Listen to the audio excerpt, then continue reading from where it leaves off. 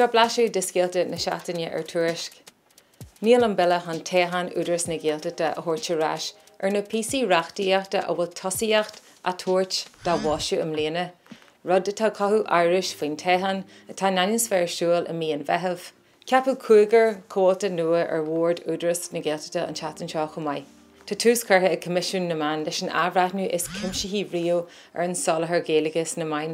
Ceann na ceisina a bheits an tabhreithnú i ddíorú orthú an bhfuil na main géalaigh ag freastal ar phobal na géalaige mars ceart. Rúiseach éitneach as chathair charcéibh san Ucrain í galína go lad na cabhar agus luirsaí le fachna ó driscoil fan dóid a dachraí an cogu a scéal.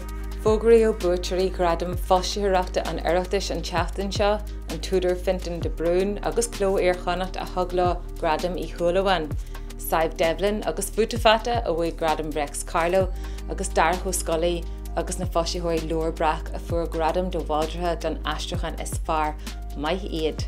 Bhí léirmhas ag ar galaní Brendan McGarrett ar an treith nua gra ar an tre atá críoladh ar Virgin Media. Fánach go maith a bhí gré na Gaeilge den chláir dar leis. Agus bhí jazzcéal ag radio na lifa an seachtain seo agus iad a ceiliú 3 bliain ar an ód go marthaí siad an chéad. Tá chaill scéalta ar Tuairisc.